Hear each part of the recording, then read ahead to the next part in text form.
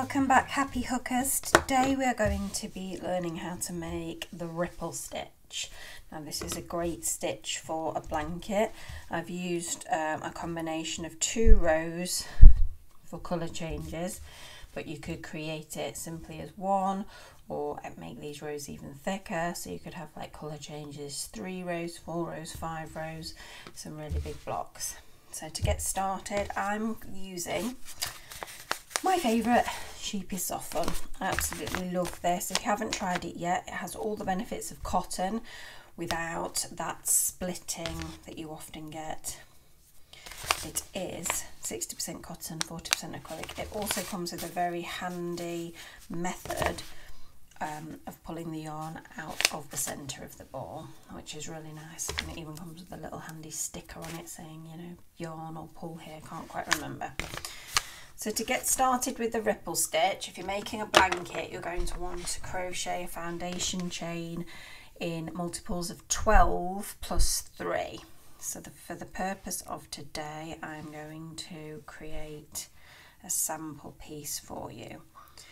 So I'll do 1, 2, oh, I was getting distracted by that cat hair. The cats are here in spirit with us, even if they are fast asleep, as it's currently the day before Christmas Eve. 1, 2, 3, 4, 5, 6, 7, 8, 9, 10, 11, 12. 1, 2, 3, 4, 5, 6, 7, 8, 9, 10, 11. Having a good day today, am I? 12, and then 1, 2, 3.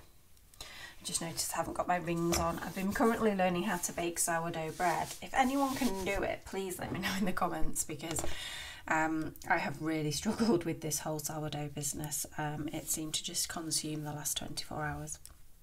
So now you've got your chain in multiples of 12 plus 3 to create your blanket or your cushion cover. Oh, a cushion cover would look lovely.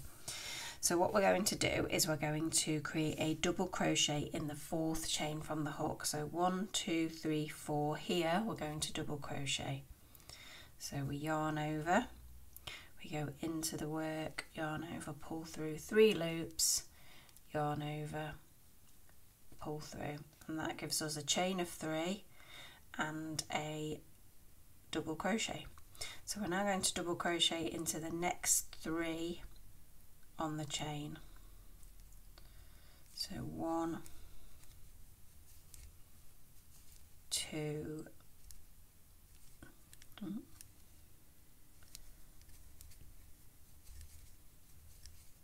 3.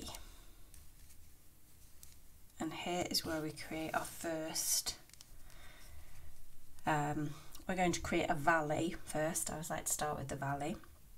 So to do that, we're going to double crochet together the next 2 stitches and then double crochet together the following 2 after. So we're going to take 4 stitches and reduce it down to 2. So how we do that is we yarn over and we insert, we yarn over and pull through, and then we yarn over and create the first part of the stitch close. We then start the double crochet after. We yarn over, insert into the next stitch, yarn over, pull through 2, and then that leaves us 3 loops on our hook with our 2 partial double crochets, and then we yarn over and pull through all 3. And can you see we've got a little mountain there, the 2 stitches going together. So we do that one more time. Yarn over, insert, pull back through, yarn over through 2, start the next stitch, insert into the next stitch, yarn over through 2, and then we close all 3. And we've taken 4 to 2. So we now double crochet 3 more, and we're always going to be double crocheting 3 in between every valley and peak of the ripple blanket. So that's quite a nice pattern that once you've got familiar with where you need to be, you'll find it quite easy just to carry on with the rows. So once we've created 3 double crochets, what we're going to do now is we're going to create a peak, which means we need to take 2 of these chains and turn them into 4 stitches, because we took 4 and we reduced it to 2, or we're going to have to make them up here. So all we do is we place 2 double crochets into the next chain. Very simple. Go back into the same space and put 2. Let me get a bit more yarn. And then we do the same again. We create 2 double crochets and we put them into the same chain. Voila! And you can start to see it taking shape.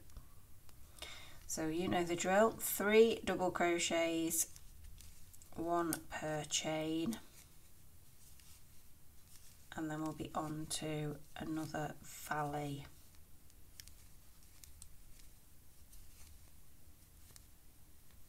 Okay. The reason I've chosen to do the valley is so that I get to show you it twice, because it's something that maybe people aren't familiar with. I think a lot of crocheters are familiar with an increase. We tend to do a lot of increases when we're a beginner. So we're going to be doing starting the double crochet, but not quite finishing it. So we get to here and we start it again in the next stitch. And then when we have 3 loops on our hook, that's when we yarn over and we pull through all 3. And we do that twice. So we start in it, we're carrying on with the next one. And then when we get to this point, we are closing the stitch. So then 3 double crochets, 1, 2, and then all being well, you should end up with 1 stitch left or 1 chain left. If you don't, it's not the end of the world. I'm sure you can fit them into whatever bit you've got at the end. Into the last stitch we will place 2 double crochets. 1, 2.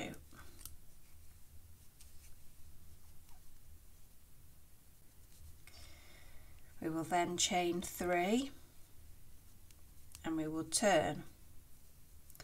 Into that last stitch we will place another double crochet, so that our chain and our double crochet here are creating our 2 at the end. And then we will double crochet into the next 3. 1, 2, 3. My house is very quiet, which means the cats definitely have gone to sleep. I've picked an opportune moment. If you're a regular here, you'll know that normally Moomin's hand comes in like this and starts trying to grab the yarn. Okay, so we're on to a valley where we're going to be double crocheting 4 stitches into 2. Now at this point it's a good place, it's a good time to go, okay, here's the 1, 2, 3, 4. Here's the 4 that I'm wanting to double crochet together. And what you should find is the 2 in the centre of that 4 are actually the 2 from the previous row that we joined. So we want to be making sure that we're starting this 1 double crochet before, because we'll be taking this one and joining it to the first pyramid, if you like, and then the second pyramid will be joining to the one just after, to bring that in again. A lot of people get worried and think, oh gosh, no, I'm not at the point that I'm here. But don't forget, we're not joining these 2 together, we're always taking 4 into 2, so you'll always be doing it with the 2 original in the centre and 1 of the fresh double crochets either side, which is why we have to put these additions in the end, because if we didn't put these additions in the end, we wouldn't have the clearance to close them again. So partial double crochet, but then stop here and create a new one, partial, and then close all 3, Same again, partial double crochet, stop here, crochet the next stitch, and when we get to here we're going to yarn over through all three. You can see how that's nicely pulled that together now.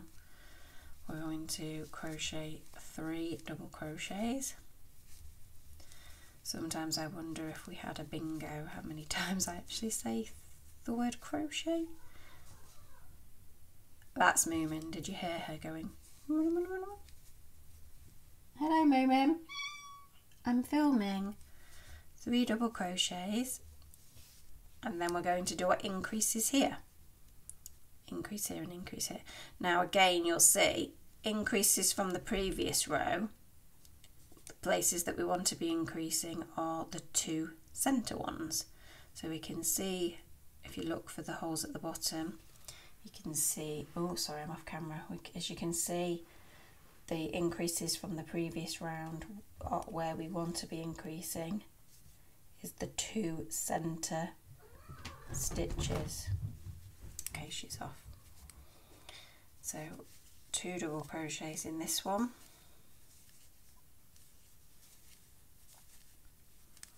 two double crochets in the next one,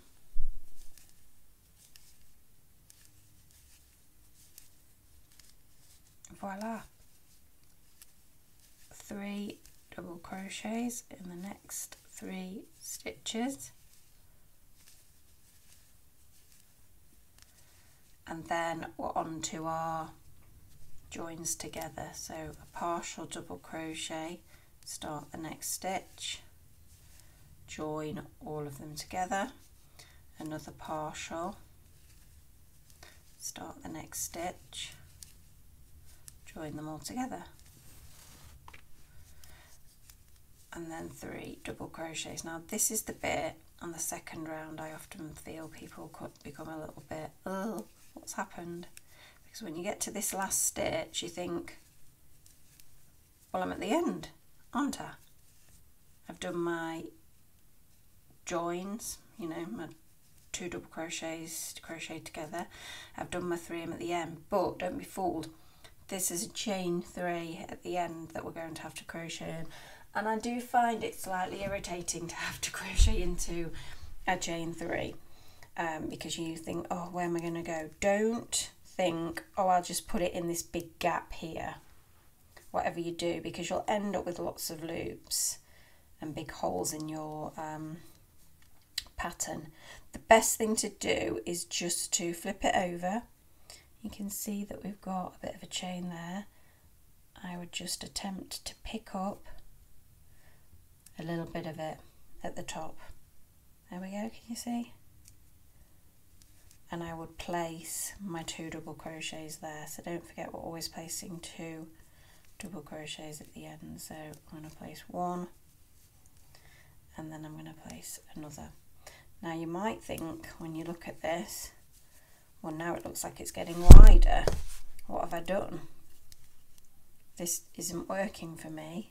Look, it looks like it's sticking out. But don't forget that when we get to here and we bring it back in, can you see? When I pinch that to bring it back in, it's then going to start to line up. So that's why there's the temptation when you get to here to think, well, that's the end because this looks nice and flush. You know, if we take those 2 stitches away there, that where we ended our last double crochet where we did 1, 2, 3 looks straight. So then we think, oh, that is the end. I then tell you to put 2 more in this chain and you think, well, actually now that looks like that's on an angle like that. But trust the stitch pattern because it is going to be pulled back in, and as you can see when you look at one completed, although there is some of those natural ridges a little bit, on the whole it is straight because it has the same amount of stitches. Now most people like to put a little bit of an edging down there to tidy the blanket up. I actually personally quite like almost the raw edge in the crochet, and sometimes I find when you edge the side of stitches it can make it sort of pucker and ripple. I know this is a ripple blanket, but You don't really want your edges ending up like that. So trust the process. You will be chaining 3. If you want, make this third one a little bit bigger, because you're going to be going into that when we get back round to the other side. We're going to then place that first double crochet into the same stitch, and then we're going to start our our double crochet 3 times. Then we're going to be joining, you know, where we said we were joining 4 to 2, and then we're going to carry on. And that is the pattern of how to create the ripple blanket. Now you might wonder, how do I change colour? I'd like to change my colour here. Well, let me demonstrate that. So one of the easiest ways, be warned, if you are going to change colour, you are going to end up with all of these. And if you're like me and you just dread the thought of having to weave these all in, which is one of the reasons a lot of people edge them, because you can just crochet around them, and it makes it a whole lot easier. You're simply going to pull out that last yarn over and loop through, and it's at this point that you're going to add your new colour, and you're going to pull it through. Now I like to hold on to the end to give myself tension so that I can chain my chain 3, and maybe even turn around and place my first double crochet like so. I then like to just take it and take the end that I've just got, so I need to cut that off with some scissors that seem to have disappeared. Okay. Oh look, those are all covered in gold foil from another project. And then you're going to simply tie these 2 together. It's not the neatest.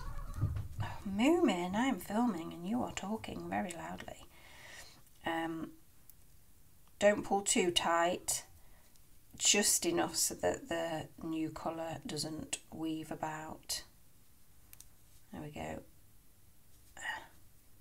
And then pick up, back up, and then you're ready to carry on crocheting your 3 double crochets before you get to, in fact let's just carry on with those so that you can trust the process that will come back in. So we'll do the partial, the second, crochet them together, partial double crochet, the second double crochet, join them together, and then a double crochet, 3 double crochet after, and there we have, you see it's pulled in now. There we go. That's obviously needs blocking the corner. Corners always need pulling out. The ripple blanket, I'd love to see your creations. I have not yet had the patience to create a ripple blanket. It's nothing to do with the pattern, it's just me and blankets don't necessarily bode well unless it's a blanket for a baby, which I can create over a few days. I have been working on a tote bag at the moment, which I'm really excited to share with you probably in the next week, and photographed it.